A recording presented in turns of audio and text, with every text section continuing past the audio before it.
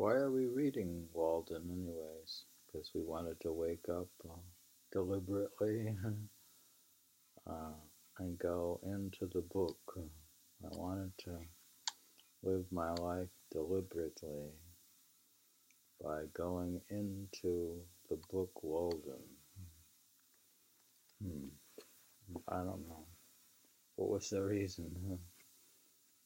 Uh, we come to the part where before I finished my house, wishing to earn $10 or $12 by some honest and agreeable method in order to meet my unusual expenses. How am I going to make some money to make my expenses?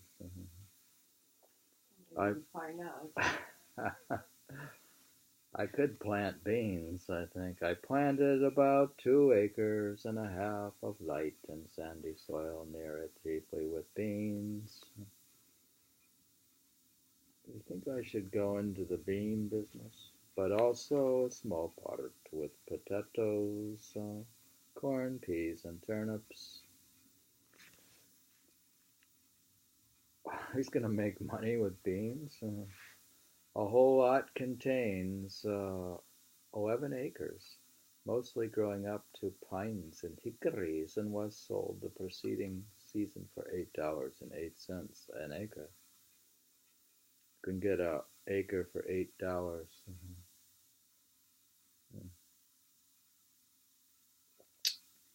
Really? One farmer said that it was good for nothing but to raise cheeping squirrels on. One farmer thought the land was worthless.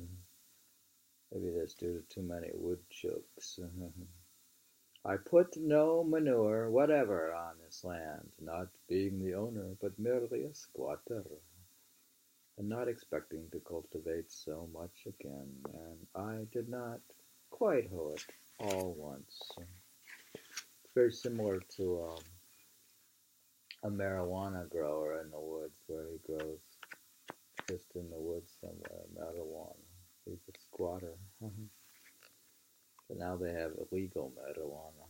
I got out several cords of stumps and plowing, which supplied me with fuel for a long time, and I left small circles of virgin mound easily distinguishable through the summer by the greater luxuriance of beans there, greater luxuriance of the beans there.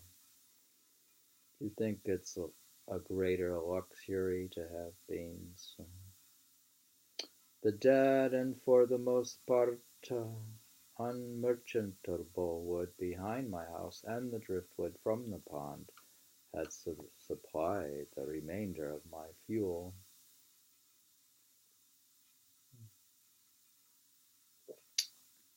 I was obliged to hire a team and a man for the plowing, though I held the plow myself. My farm outgoes for the first season were for implements, seed, work, and etc. $14.72.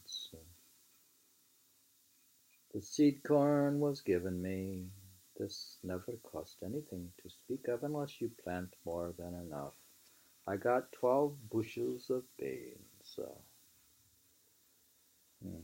12 bushels. That's quite a bit.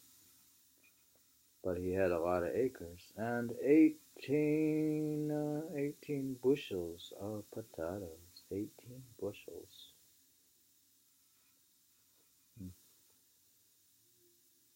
Besides some peas and sweet corn. This yellow corn and turnips were too late to come to anything. My whole income from the farm was $23.44, deducting the outgoes $14.72. There was left $8.71.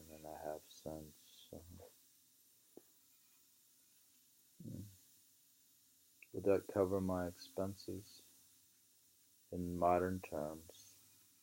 Times about 100. That's $871. If today's prices are 100 times theirs. Beside produce consumed and on hand at the time this estimate was made of the value of $4.50, the amount on hand much more than balancing a little grass, which I did not raise. All things considered, that is, considering the importance of a man's soul and of today, notwithstanding the short time occupied by my experiment. Nay, partly even because of this transient character, I believe that was doing better than any farmer in Concord did that year. The next year I did better still, for I spaded up all the land which I required, about a third of an acre, and I learned from the experience of both years, not being in the least awed by my celebrated works on husbandry, Arthur Young among the rest, that if one would live simply and eat only the crop which he raised, and raise no more than he ate, and not exchange it for an insufficient quantity of more luxurious and expensive things, he would need to cultivate only a few rods of ground, and that would be cheaper to spade up that than to use oxen to plow it, and to select a fresh spot from time to time than to manure the old, and he could do all his necessary farm work, as it were, with his left hand at odd hours in the summer, and thus he would not be tied to an ox or horse or cow or pig, as at present. They do have no-till farming. You don't till it. No-till. They could just dig up where the seed goes. I desire to speak impartially on this point, and as one not interested in the success or failure of the present economical and social arrangements. I was more independent than any farmer in Concord, for I was not anchored to a house or farm, but could follow the bent of my genius, which is a very crooked one, every moment. Besides being better off than they already, if my house had been burned, or my crops had failed, I should have been nearly as well off as before.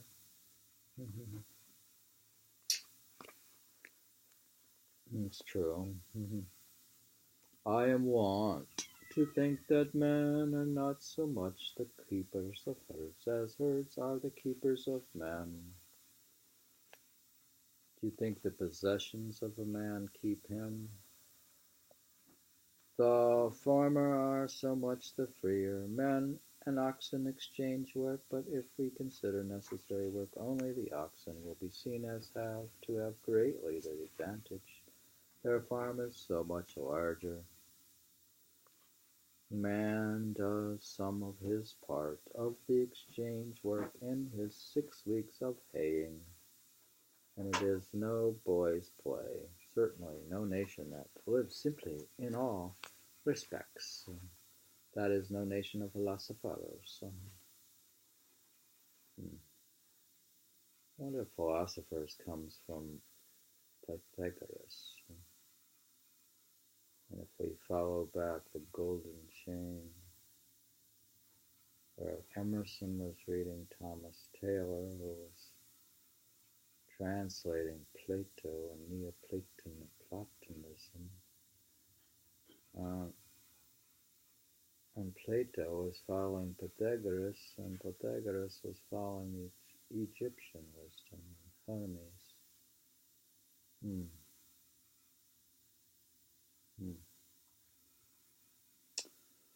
And did Transcendentalism come from Thomas Taylor, who was a Neoplatonist translator of Plato and Proclus? Would no nation of philosophers would come and commit so great a blunder as to use the labor of animals. True, there never was and is not likely soon to be a nation of philosophers, nor am I certain it is desirable that there should be. However, I should never have broken a horse or bull, or taken him to board for any work he might do for me. For fear I should become a horseman or a herdsman merely, and if society seems to be the gainer by so doing, are we certain that what is one man's gain is not another's loss, and that the stable boy has equal cause with his master to be satisfied? Granted that some public works would not have been constructed without this aid, and let man share the glory of such with the ox and the horse, does it follow that he could not have accomplished works yet more worthy of himself in that case? When men begin to do not merely unnecessary or artistic, but luxurious and idle work, with their assistance, it is inevitable that a few do all the exchange work with the oxen, or in other words, become the slaves of the strongest. We could become slaves of the strongest tool. It's like the biggest tractor of all. Man thus not only works for the animal within him, but for a symbol of this, he works for the animal without him. Though we have many substantial houses of brick or stone, the prosperity of the farmer is still measured by the degree to which the barn overshadows the house. Do you think that the machine shed should be quite significantly bigger than the house? Like more like an airplane hangar.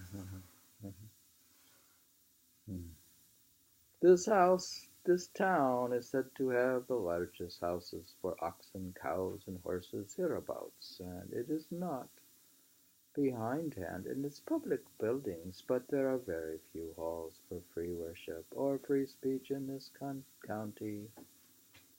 It should not be by their architecture, but why not even by their power of abstract thought, that nations should seek to commemorate themselves. How much more admirable the Bhagavad Geeta than all the ruins of the East.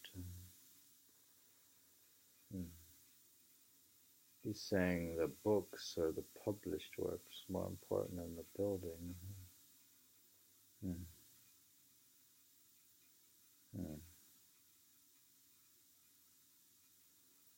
Towers and temples are the luxury of princes. A simple and independent mind does not toil at the bidding of any prince. Genius is not a retainer to any emperor, nor is it material silver or gold or marble, except to a trifling extent. To what end, pray, is so much stone hammered? In Arcadia, when I was there, I did not see any hammering stone.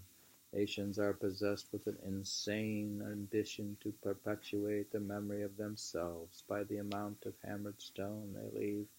What if equal pains were taken to smooth and polish their manners? One piece of good sense would be more memorable than a monument as high as the moon. I love better to see stones in place. The grandeur of Thebes was a vulgar grandeur.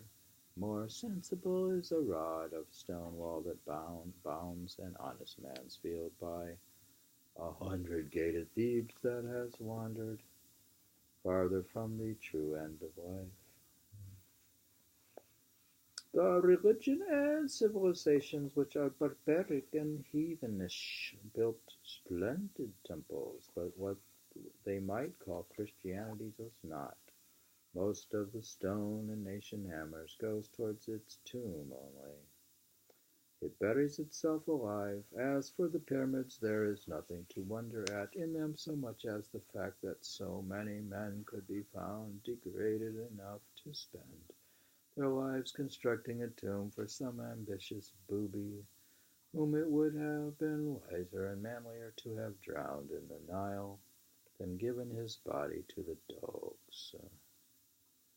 I might possibly invent some excuse for them and him, but I have no time for it. As for the religion and love of art of the builders, it is much the same all the world over, whether the building be an Egyptian temple or the United States Bank. It costs more than it comes to.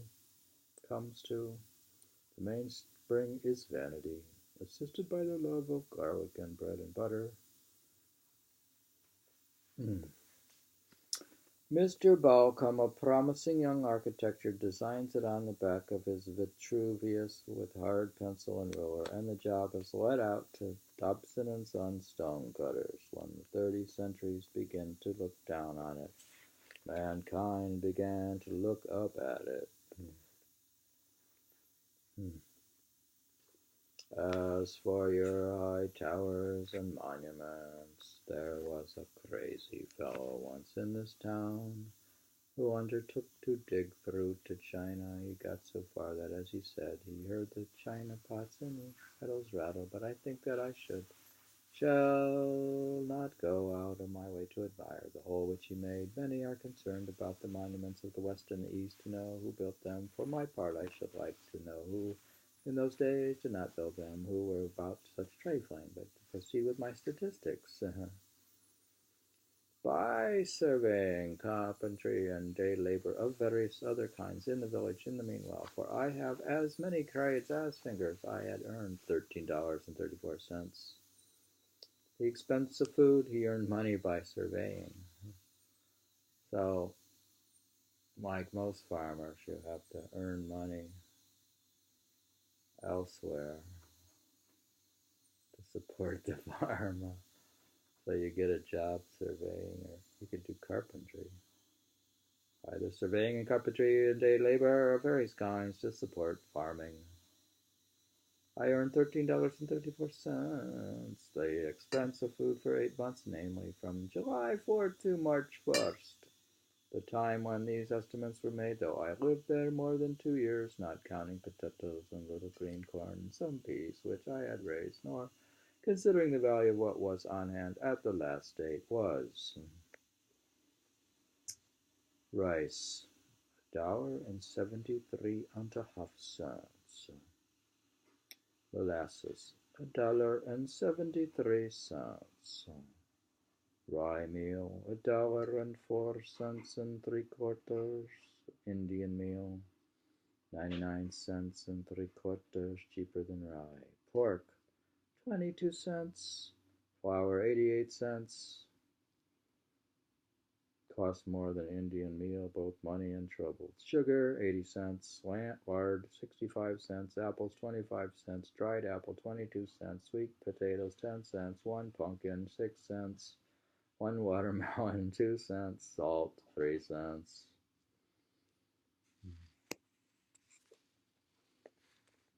These are experiments that failed.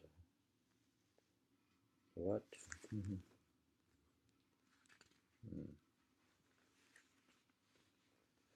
Yes, I did eat $8.74 all told. But I should not thus unblushingly publish my guilt. Yeah, it's like all we talk about is food, or we talk about how we bought too much food. We talk about food all the time. Talk about how much we bought too much food, or we ate too much food, or how we shouldn't eat too much food. Is that talking about food? If I did not know that most of my readers were equally guilty with themselves, and that their deeds would look no better in print.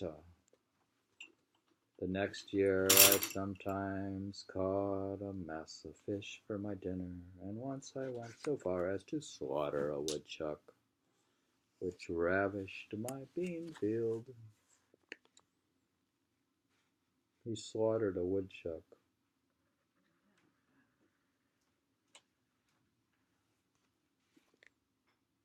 Affect his transformation, as a Tartar would say. He affected his reincarnation.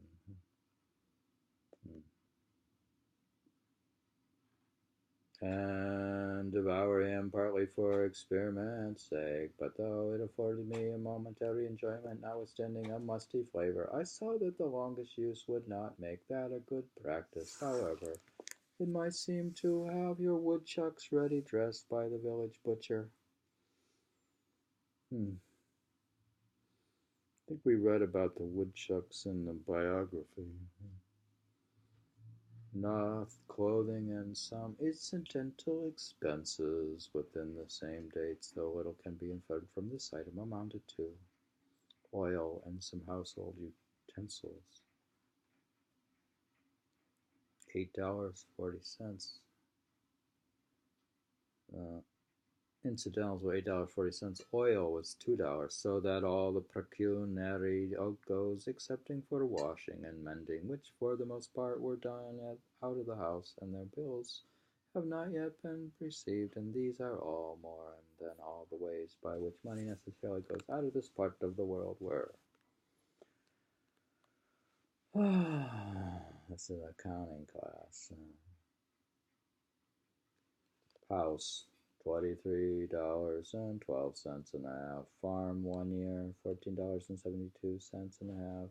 Food, 8 months, $8.74. Clothing, $8.40 and 3/4. Oil, $2 in all, $61.99 and 3/4. I address myself now to those of my readers who have a living to get, and to meet this I have by farm produce sold $23.43, earned by day labor $13.34, all in all $36.73, which subtracted from the sum of the outgoes leaves a balance of $25.21 and 3/4 on the one side. He had a balanced budget.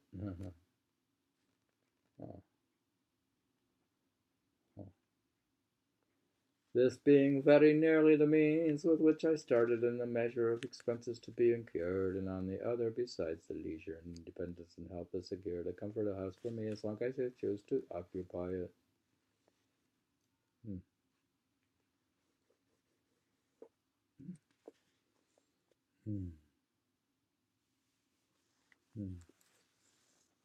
We read about how Thoreau had a balanced budget. These statistics, however accidental and therefore uninstructive they may appear, as they have a certain completeness, have a certain value also. Nothing was given me of which I have not rendered some account. It appears from the above estimate that my food alone cost me in money about 27 cents a week. That in modern terms would be $27 a week, which you could buy $5 a day, comes to 1 can of garbanzo beans, $1. 1 head of lettuce, $1. So $27 a week.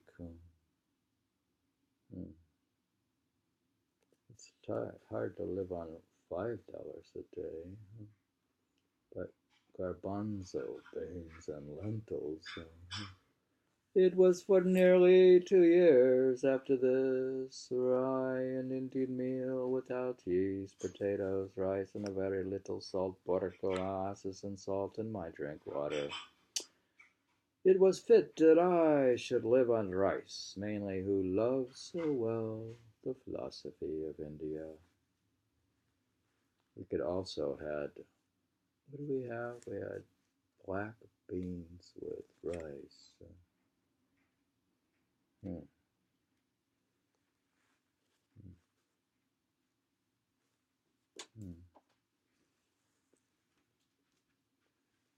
Should I stop here or continue reading? From where? Over there or here? You want to bring it here? I'll continue reading the Walden. He's living on 27 cents a week. We said we are living on $27 a week.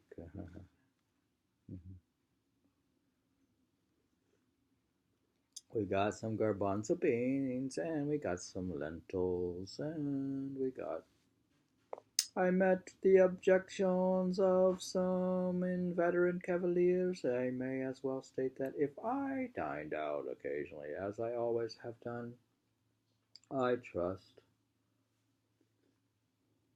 shall have opportunity to do again. It was frequently to the detriment of my domestic arrangements, but the dining out, being as I have stated, a constant element, does not in the least affect a comparative statement like this. See, you don't have to have luxurious food, rich food. If you eat basically enlightenment first, so you've already eaten dessert in meditation, then you could just eat beans. I learned from my 2 years' experience that it would cost incredibly little trouble to obtain one's necessary food, even in this latitude, that a man may use as simple a diet as the animals and yet retain health and strength.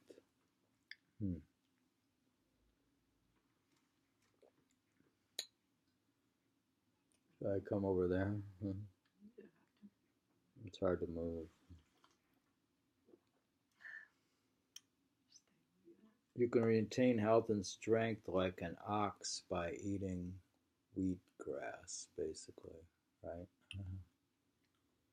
Don't they have like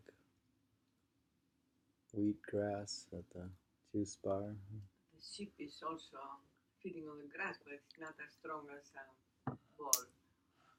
So you can be as strong as a bull. So you can be as strong as a human being. A bull could be as strong as a human being eating vegetables. They have a new movie. I don't know.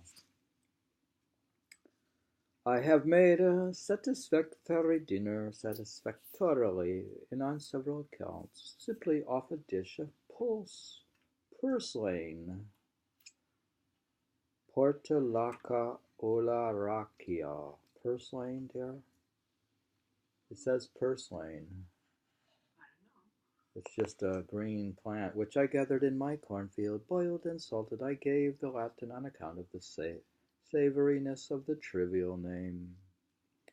And pray, what more can a reasonable man desire in peaceful times and ordinary noons than a sufficient number of ears of green sweet corn boiled? Probably was back then very delicious. The sweet corn? Yeah. When I was a kid, the sweet corn actually ate some raw on here in the field. You can eat it like that. You don't have to cook it. So, with the addition of salt. Even the little variety which I used was a yielding to the demands of appetite and not of health, yet men have come to such a pass that they frequently starve, not for want of necessities, but for want of luxuries. You see all those migrants they have in Greece, They want luxuries? Elsewhere. They can have them plant things and feed themselves and get nice fresh food. I mean, there is always space to cultivate something, and that would be a good occupation for them. Well, they say the poor, they like to keep people they're feeding, dear, basically feeding the poor in Africa hummus. You can eat garbanzo beans. I could go there and eat with them. I know a good woman who thinks that her son lost his life because he took to drinking water only. That can't be true. Now people drink water only. How can you do The reader will perceive that I am treating the subject rather than from an economic than a dietetic point of view, and he will not venture to put my abstemiousness to the test unless he has a well-stocked larder. He's not talking nutrition, I guess. See, Thoreau was trying to survive on very little food, and the other guy, smarter, he tried to survive on water only. No, oh boy, yeah, water. Bread eye. Hodja, he tried to have his pony, his donkey. Hoja? He learned not to eat at all. His donkey? Oh, his donkey? You know what happened? His donkey didn't eat? He wanted him not to eat. Stop eating and to be okay still. And to still go. And Nasruddin had his donkey stop eating. Bread I at first made of pure Indian meal and salt genuine cakes, yeah, which I baked before my fire out of doors on a shingle, or the end of a stick of timber sawed off in building my house, but it was wont to get smoked, and I have a piney flavor. I tried flour also, but have at last found a mixture of rye and Indian meal most convenient and agreeable. In cold weather it was no little amusement to bake several small loaves of this in succession, tending and turning them as carefully as an Egyptian is hatching eggs. They were a real cereal fruit which I ripened, and they had to my senses a fragrance like that of other noble fruits, which I kept in as long as possible by wrapping them in cloths. I made a study of the ancient and indispensable art of bread-making, consulting such authorities as offered going back to the primitive days and the first invention of the unleavened kind, when from the wildness of nuts and meats men first reached the mildness and refinement of this diet, and traveling gradually down to my studies through that accidental souring of the dough. You think he's into sourdough bread? Which is good then. He's having accidental sourdough bread, souring of the dough, which it is supposed taught the leavening process, and through the various fermentations thereof, till I came to a good bread, He came to a good, sweet, wholesome bread, the staff of life. I didn't know of whole, good, sweet, wholesome bread as the staff of life. You think it is or isn't?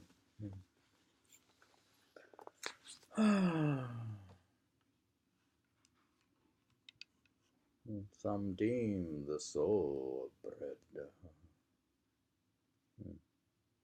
The spiritus which fills its cellular tissue, which is religiously preserved like the vestal fire, some precious bottleful, I suppose, first brought over in the Mayflower, did the business for America, and its influence is still rising, swelling, spreading in cerealian bellows over the land. The seed I regularly and faithfully procured from the village, till at length one morning I forgot the rules and scalded my yeast, by which accident I discovered that even this was not indispensable, for my discoveries were not by the synthetic but analytic process, and I have gladly omitted it since, though most housewives earnestly assured me that safe and wholesome bread without yeast might not be, and elderly people prophesied a speedy decay of the vital forces. Dear, it seems he scalded his yeast and then made it without yeast. You can make it without yeast? If you did. I can't say I've had much success with bread making.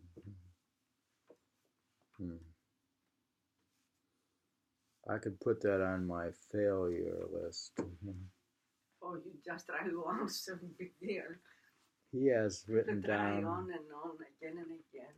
Well, most of my stuff how is much cooks throw before they. Most of my readings and all of my stuff is on the failure list. In fact, almost all my piano playing and poems and books and readings. You think they're all on the failure list? It's the theme of my work is failure. No, you don't try enough. It's not failure. You see. But it's about not trying. You try and you give up. But it's an intentional failure. Just let it fall. Well, with the piano pieces, I don't practice hardly. I sit because I want it to be freshly rough and fresh and rough, and because I don't like polished works. Over polishing sounds horrible. Elderly people prophesy the speedy decay of the vital forces, yet I find it not to be an essential ingredient. After going, what? Which one was that ingredient? I think he's talking about yeast here. The elderly people prophesy the speedy decay of the vital forces. Is that if you don't have yeast? Oh, yeast. I am glad to escape the trivialness of carrying a bottle full in my pocket, which would sometimes pop and discharge its contents to my discomfiture. It is simpler and more respectable to omit it. He's omitting the yeast. Maybe I don't know how to read. When we do pancakes, do we have yeast inside? We don't. Man is an animal who more than any other can adapt itself to all climates and circumstances. Neither did I put any salt, soda, or any acid or alkali into my bread. It would seem that I made it according to the recipe which Marcus Porcius Cato gave about 2 centuries before Christ. Panem depsicium sic facito manus Maratora qua buon mulavato farinam in mortarium indito aqua palatim additio subiquitaqa polce ibon subergeris definitato equatus subtuste, by which I take to mean, make kneaded bread thus, wash your hands and trough well, but put the meal into the trough, add water gradually, and knead it thoroughly. When you have kneaded it well, mold it and bake it under a cover. That is the baking kettle. Not a word. About 11. Seems we're learning to make bread. By not following the recipe. So flour and water. Well, there is probably active probiotic elements in the air alone. Oh, that's what is needed in the flour, I think. In the dirt of Walden, you have probiotics. He's into early forest bathing, I guess. So that's how they baked it. With bread, forest bathing. They had good grain back then. So warm. Now it's getting warm in here. I don't know where I can stop. Take off your sweater. Why you have to be with all those scarf and sweater? But I did not always use the staff of life, and at one time, owing to the emptiness of my purse, I saw none of it for more than a month. Why don't I take off my sweater? Yeah. You're overdressed in a way. And, at least take off your scarf. But if we're on a Thoreauvian budget, we can't turn the heat up very much. I'd have to wear winter clothes in the house. So. We should paint this thing one day. I think I'm just going to stop here because I got to get up. I'd like to know how that bread went. Every New Englander might easily raise all his own breadstuffs in this land of rye and Indian corn and not depend on distant and fluctuating markets for them, yet so far as we, from simplicity and independence, sat in Concord, Fresh and sweet meal is rarely sold in the shops, and hominy on the corn is still a coarser form or hardly used by any. For the most part, the farmer gives to his cattle and hogs the grain of his own producing and buys flour. You see, when we were farming, we just raised corn and beans and fed it to the hogs and cattle. And then we went to the grocery store to buy food. You believe in division of labor? We used the same flour for us. Did you make a cash crop, sell it, and then go buy food? Actually, the animals will eat the exterior of the wheat, yeah? You know, like whole wheat we say today, the outside they will feed the, how do you call that outside? Like the whole? The whole? They will feed it to the animals, and the inside it was a brown bread, you know, it was not like white. For the most part, the farmer gives to his cattle and hogs the grain of his own producing, and buys flour which is at least no more wholesome at a greater cost at the store.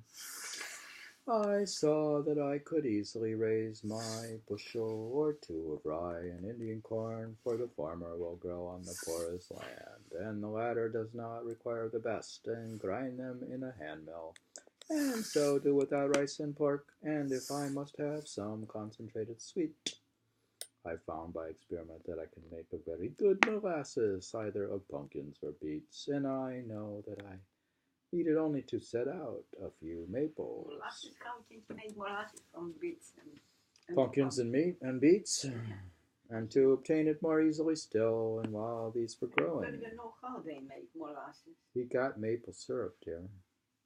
Maple syrup comes from a tree. And growing it would use various substitutes besides those which I have named, for, as the forefathers sang, quote, we can make liquor to sweeten our lips of pumpkins and parsnips and walnut tree chips. Finally, as for salt, that grossest of groceries. Doesn't like salt. Do you think salt is a gross grocery? Many people don't use it. They believe it's useless. Finally, for salt, that grossest of groceries, to obtain that might be a fit occupation for a visit to the seashore. Or if I did without it altogether, I should probably drink the less water. I do not learn that the Indians ever troubled themselves to go after it. Do you need salt? Cool. The Indians didn't bother with salt. And how did they invent the salt also? How did they invent salt? Yeah. Thus, and they found it probably first. I just told you the Indians didn't use salt.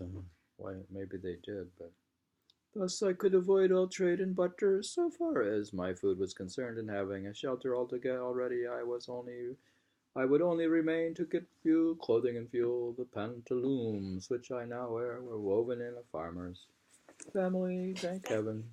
He was quite dressed. He was not well dressed. He dressed like Charlie Chaplin. Thank heaven there is so much virtue now in man. For I think that the fall from the farmer to the operative as great and memorable as that from the man to the farmer, and in a country fuel is an encumbrance. Now fuel is an encumbrance. So he's saying you should not need fuel. Encumbrance. He's like a... What did they do with fuel back then? Fuel being wood or coal or... I thought it's only oil. They hadn't discovered oil then. There's no... They didn't have John D. Rockefeller dig it up yet. Do you think they found that all the oil of the world was found in Oil City, Pennsylvania, and that's all where all of it was? It began from there? They found oil in the ground at Oil City. Really? So first it was invented here in America, and then they Well, started they from. usually got oil. They were killing the whales and taking whale oil and burning their lamps with whales. And then they found oil in the ground. But where was it first found? I said Oil City, Pennsylvania. Really? Before the yeast, before And then John D. Rockefeller ran the railroad over to Oil City, and then he monopolized the railroad going to Oil City, and they used to think all the oil of the world was only at Oil City, but anyways, he got control of he expanded his monopoly power on the railroad, and so if you control the railroad, you control the freight rates, and then you get rich. So you could be, if you have a monopoly power, you can become rich. You should always think in terms of monopoly. And if you kill out all the competition aggressively, you always got to be like a killer to win the financial warfare. As for a habitat, if I were not permitted still to squat, I might purchase 1 acre at the same price for which the land I cultivated was sold, namely $8.08. But as it was, I considered that I enhanced the value of the land by squatting on it. Does a squatter value improve a land? Improvements. Well, he was helping out, supposedly helping Emerson improve the area, and he was supposed to build Emerson's house. There is a certain class of unbelievers. I was thinking we should maybe read more about Emerson now, because he's quite interesting. He wrote the essay Nature, which supposedly starts transcendentalism, but he was reading. Well, at the time, Emerson is reading Thomas Taylor, and Thomas Taylor, just reading Taylor. Thomas Taylor is a Neoplatonist, and he was providing Emerson with Greek translations of Plato. So, and he also read Proclus from Thomas Taylor. And Thomas Taylor, so some people argue in this book that one of the founding sources of American transcendentalism comes from Thomas Taylor. That's why we're pursuing Thomas Taylor. But where were we? We were talking about the land here. I'm squatting on Emerson's land at Walden. There is a certain class of unbelievers who sometimes ask me such questions as if I think that I can live on vegetable food alone. That's the thinking now, is that people can live on vegetables alone.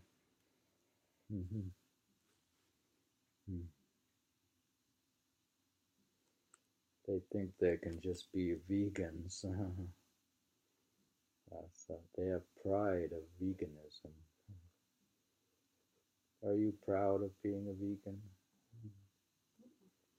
Pride of veganism, and to strike at the root of the matter at once, for the root is faith. I am accustomed to answer such that I can live on board nails. If they cannot understand that, they cannot understand much that I have to say.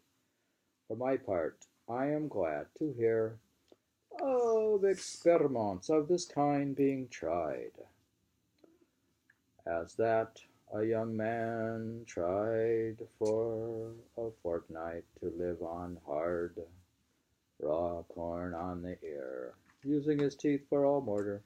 The squirrel tribe tried the same and succeeded, The human race is interested in these experiments, though a few old women who are incapacitated for them or who own their thirds in mills may be alarmed. We're going to end with this thing about, I think that I can live on vegetable food alone. We're going to end with this grandiose statement. Grand. Pride. We have pride of agreement with Thoreau. God. You're acting like you're in the church, the priest of I'm the high priest of... Thoreau is your God. I'm the high priest of Thoreauvianism, by the way. So, and he says that I think that I can live on vegetable food alone. Any comment? You should try to make the bread. Remember how you got cut off, but you were going to say... You were going to say that people don't read Thoreau because they the don't teach him in high schools. They don't teach Thoreau in high school because... They would not go to college. They don't teach Thoreau in high school because then the children would not go to college and pay their tuition. It's not worth it. They wouldn't take out a student loan. And today, even back then, it was not as... It will not support... It would not stimulate the economy if they stopped going to college and just went to the woods. And the ones who really... Yeah, but I think some high schools do read Walden, though. Yeah, very few. But they say that just keep your thoughts in class and don't take them home. And don't apply them. You're not supposed to apply what you learn in school. You're not supposed to become vegetarian. And definitely don't become a vegetarian and alarm your parents. You want your parents upset with you.